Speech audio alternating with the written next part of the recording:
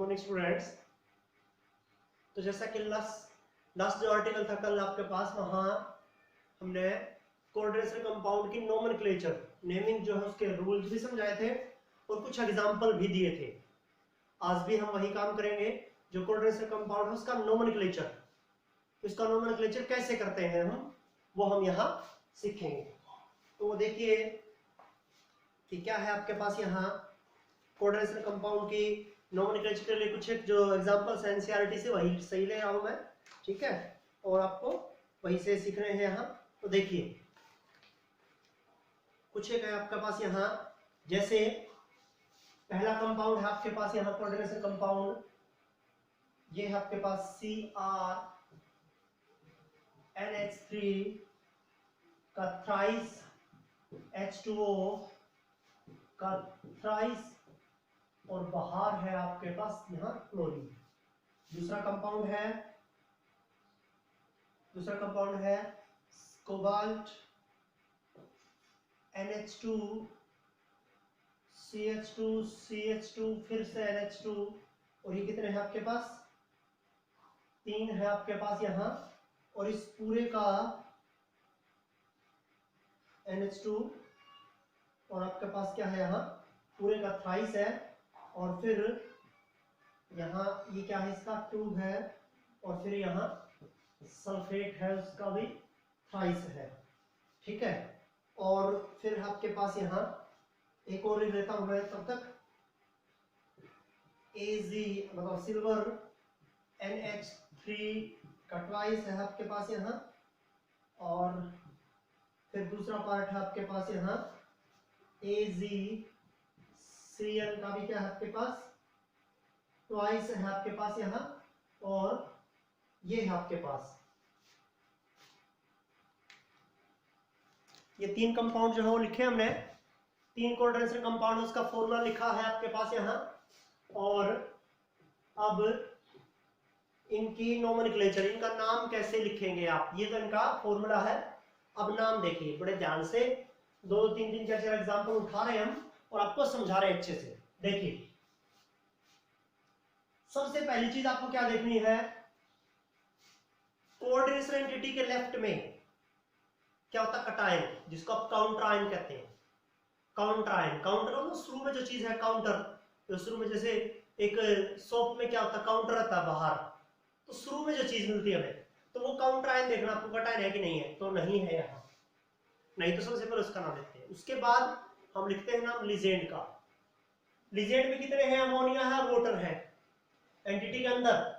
ये देखिए एंटिटी के बाहर है क्लोरीन, कहीं आप इसे भी लिजेंड, आप ये लिजेंड नहीं है, ये बाहर एंटिटी के बाहर है, काउंटर आयन होगा। फिर ये राइट में है तो अनायन या फ्री सॉल्वेंट, तो ये अनायन होता है, क्लोराइड तो पता आपको तो बाहर है।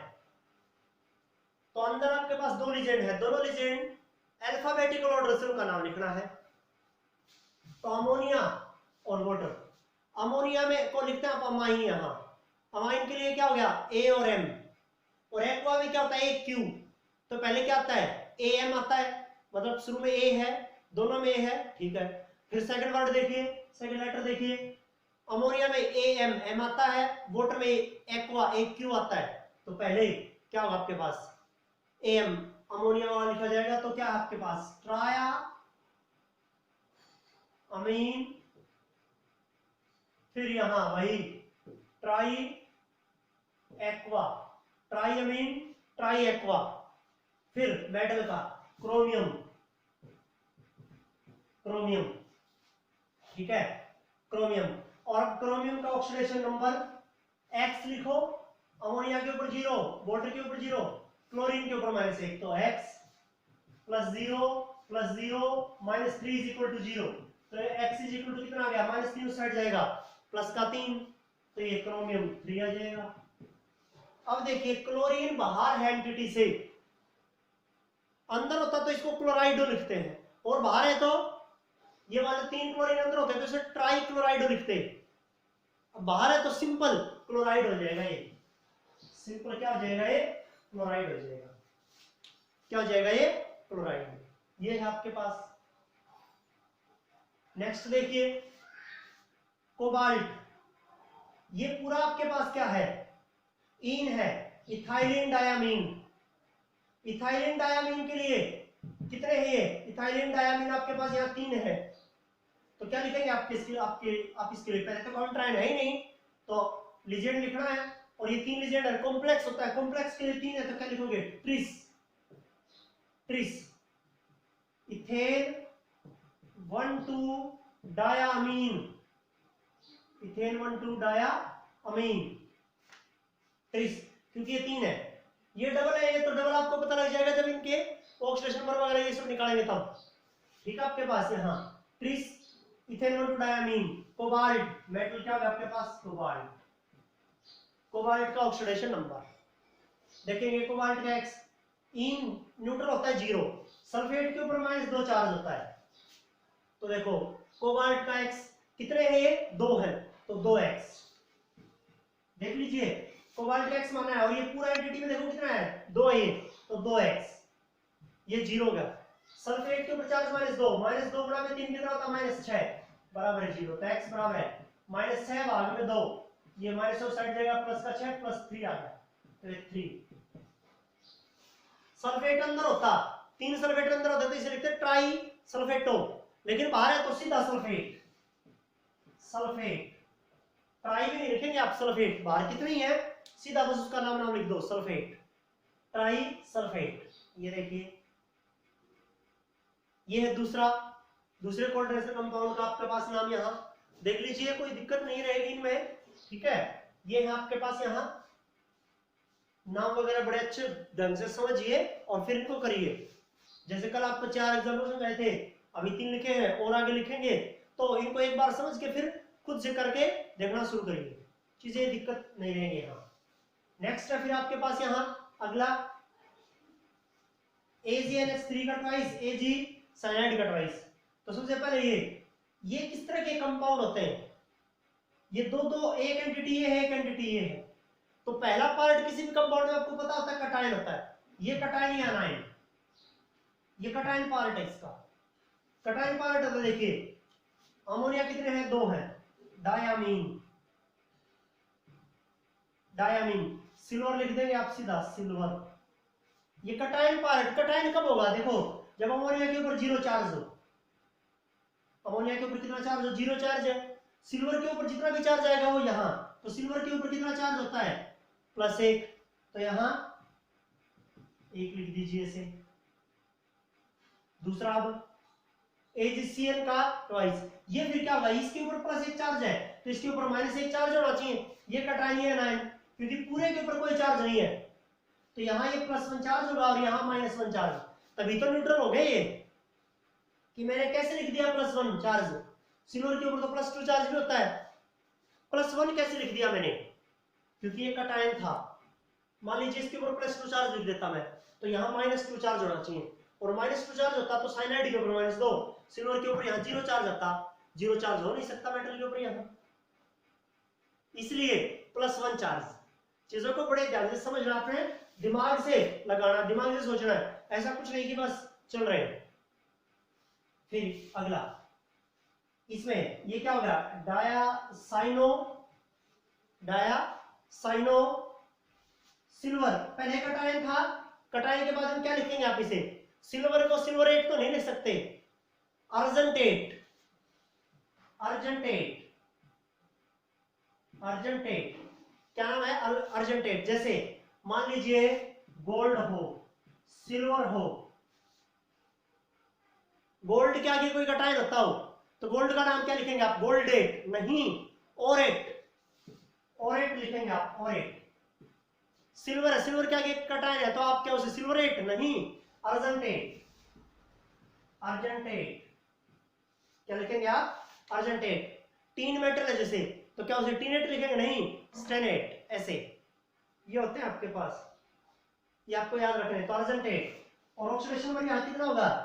इसके ऊपर +1, इसके ऊपर, दोनों के ऊपर -2, एक के ऊपर -1 होता है, 2 के ऊपर -2, +1 -2 का चार्ज कितना होगा? -1 होगा ऊपर, इसके ऊपर +1 वो -1, ये कटायन वो आना है, तो +1 चार्ज दोनों सिल्वर के ऊपर क्या होगा? इसके ऊपर भी +1, इसके ऊपर भी +1, ये +1 होगा तब ये कटायन बनेगा, इसके ऊपर +1 होगा तब ये अनायन बनेगा, तब जाके न्यूट्रल होगा ये दोनों। ये है आपके पास, ये है आपके पास यहाँ, बहुत इजी है ये, करके देखेंगे आपको समझ में आ जाएगी, कोई दिक्कत वाली चीज नहीं है यहाँ, ठीक है। ये नीचे वाले कंपाउंड में कि +1 कैसे लिखा है, इसके ऊपर +1 कैसे लिखा है, मैंने आपको समझाया है। यदि आप इसके ऊपर +2 लिख देंगे तो इसके ऊपर चार्ज आ जाएगा यहाँ +2, ये कटायन पार्ट तो हो गया, ठीक है, कोई दिक्कत नहीं। तो इसके ऊपर +2 है, कटायन के ऊपर, तो अनायन के ऊपर चार्ज कितना होना चाहिए, -2, तभी तो न्यूट्रल होंगे वो, और न्यूट्रल इसने पहले से गिवन है, दे रखे कि न्यूट्रल है पोटेंशियल कंपाउंड। तो अब यहाँ इसके ऊपर +2 था, अब इसके ऊपर मैं मान लीजिए क्या रख दूं, +2 रख दूं, साइनाइड के ऊपर -2 चार्ज, दोनों के ऊपर, तो +2 -2 है तो 0 चार्ज आ गया, और यहाँ +2 चार्ज आएगा कटायन के ऊपर, तो ये तो कॉम्प्लेक्स, कटायनिक कॉम्प्लेक्स हुआ, और इसने दे क्या रखा है, ये तो न्यूट्रल कॉम्प्लेक्स है। तो एक तरीका आपके पास यहाँ, इसके ऊपर +1 चार्ज रखें, +1 आ गया, अब इसके ऊपर अपने आप +1 आ जाएगा, क्यों, +1 और -2 का चार्ज कितना होता है, -1, ये देखो -1, +1 -1 0, न्यूट्रल हो गया, और न्यूट्रल कॉम्प्लेक्स था ये चीज है, कटायन है। तो अगले को, सिल्वर को क्या लिखते हैं, अर्जेंटेट, गोल्ड आ जाता तो उसको क्या लिखते, ओरेट, क्या लिखते उसे, ओरेट, यानी कि गोल्डेट, ओरेट, याद रखें चीजों को। ये था आपके पास कॉम्प्लेक्स, ये थे आपके पास 3 एग्जांपल। उसके बाद में नेक्स्ट और एग्जांपल लिख रहा हूं मैं 2-4 कुछ, ताकि आपको अच्छे से समझ में आए, कोऑर्डिनेशन कंपाउंड की नेमिंग में आपको कोई दिक्कत ना पड़े, कोई भी दिक्कत ना पड़े आपको, इसलिए आपको और जो है 2-3-4, फिर उसके बाद में आपको रफ नोटबुक लेकर के आपको खुद से फिर क्या करने हैं, वो खुद से करके देखने हैं, बैठ के आराम से, नहीं होता हो तो फिर भी आप समझे कि मुझसे ये नहीं हुआ, वो भी बताया जाएगा आपको। अगला है देखिए, ये है आपके पास CO NH3 4 है, H2O एक ही है, क्लोरीन एक अंदर और 2 क्लोरीन बाहर एंटिटी से, ये K2 वाला करवा दिया था। अगला है K3Al C2O4 का थ्राइस, ये देखिए। अगला है फिर आपके पास यहाँ COCl2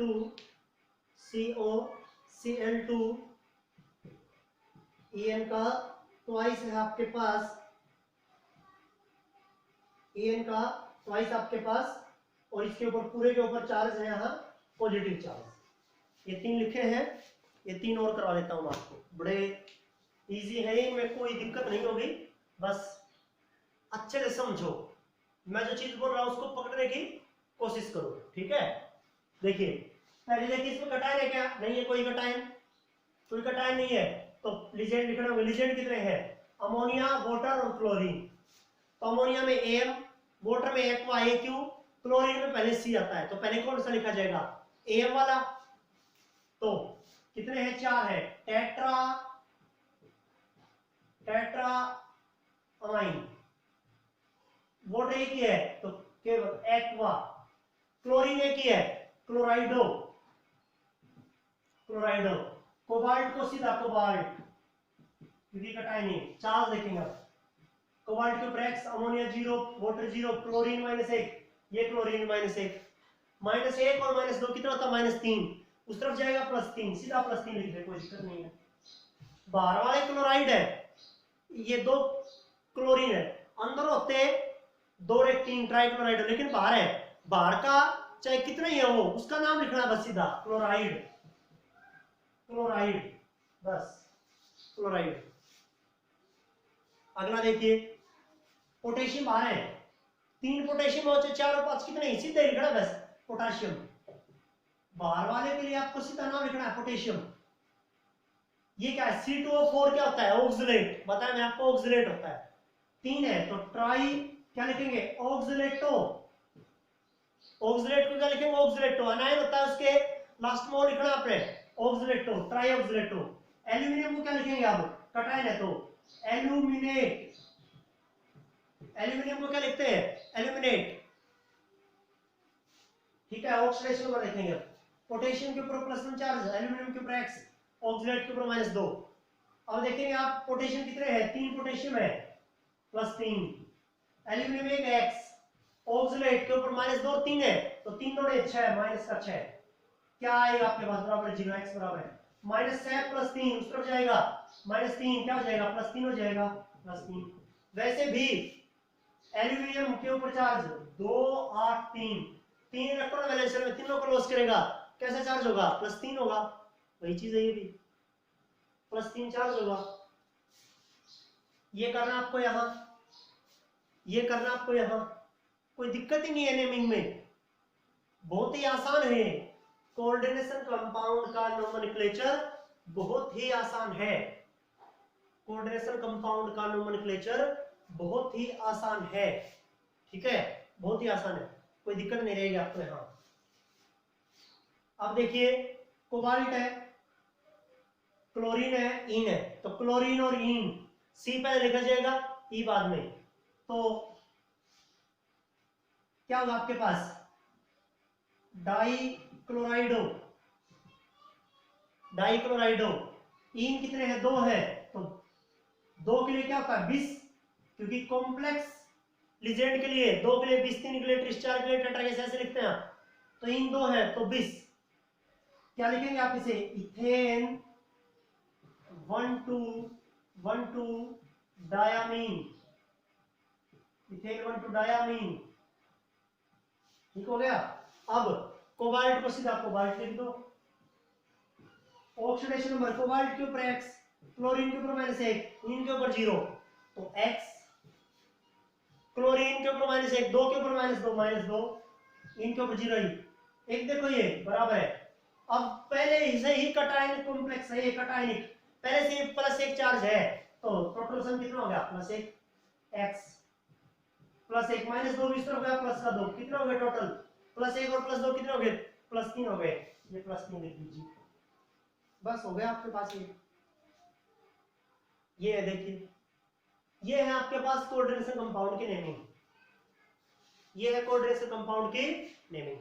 अब जो एनसीईआरटी में है कोऑर्डिनेशन कंपाउंड वो आपको क्या करने हैं खुद से करने हैं उनको रफ कॉपी में लिखो और उनका नाम लिखो मतलब उसका स्ट्रक्चर लिखो और आप नाम खुद से बंद करके नोट किसको बुक वगैरह को और केवल उनके स्ट्रक्चर लिख लें आप और फिर उसका नाम जो है वो लिखें कोशिश करें ट्राई करें आप कर पाएंगे ठीक है कोई दिक्कत नहीं है नहीं हो रहा है तो आप समझिए कि इसका क्या नाम होगा जिसका क्या नाम होगा आप हमसे पूछ सकते हैं ये चीज आपके पास है।